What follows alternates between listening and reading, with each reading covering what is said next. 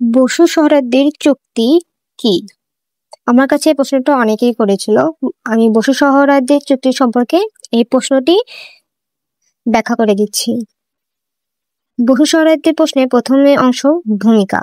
1947 সালের ভারত বিভাজনের পূর্বকালে বাংলা প্রদেশের রাজনৈতিক পরিস্থিতি ছিল জটিল ও অস্থির।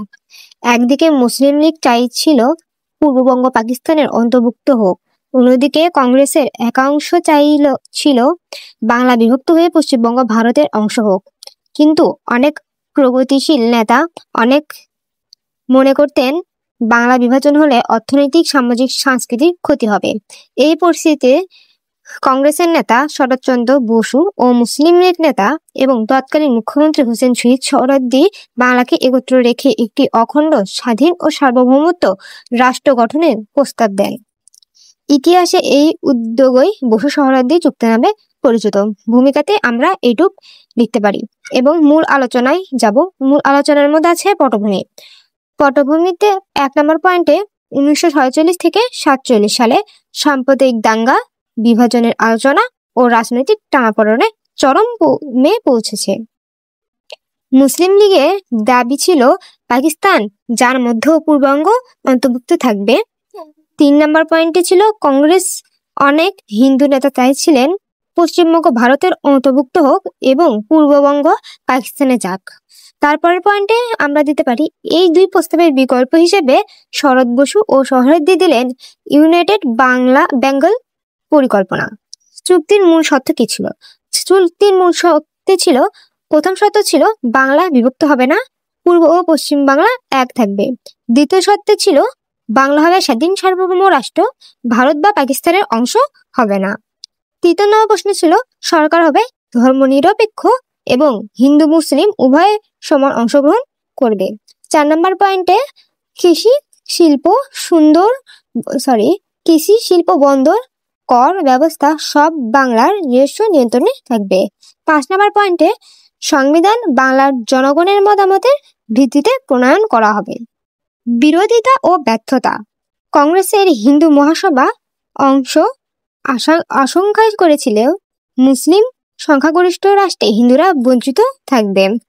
মুসলিম লীগের এক অংশ চাইছিল পূর্ববঙ্গ সরাসরি পাকিস্তানে যাক।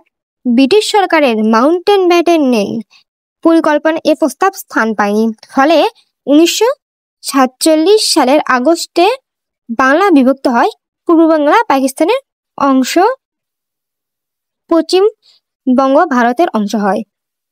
উপসংহার: বসু সোহরাওয়ার্দী চুক্তি ছিল বাংলার একতা ও স্বাধীনতার পক্ষে শেষ বড় রাজনৈতিক প্রতিষ্ঠান।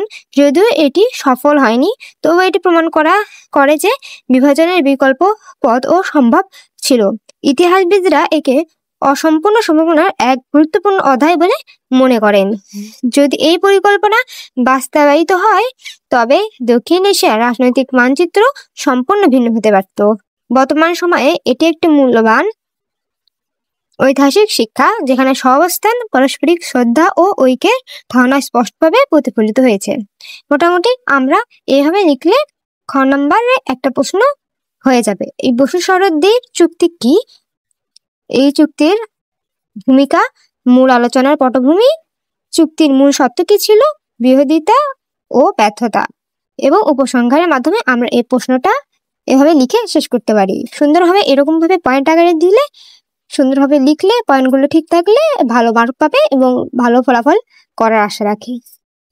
সামনে ভালো পরীক্ষা, ভালোভাবে সব প্রশ্ন পড়ে তারপরে পরীক্ষার খাতায় অ্যান্সার করে আসো, ইনশাআল্লাহ ভালো ফলাফল হবে। পরবর্তী ভিডিওগুলো দেখতে আমাদের চ্যানেলটিকে সাবস্ক্রাইব করে দাও এবং বেল আইকনটি প্রেস করে দাও। লাইক, কমেন্ট, শেয়ার করে পাশে থাকো এবং তোমার কাছের নিকট বন্ধুদের কাছে শেয়ার করে দাও, যাতে ওরাও পড়তে পারে। ধন্যবাদ সবাইকে। আল্লাহ হাফেজ।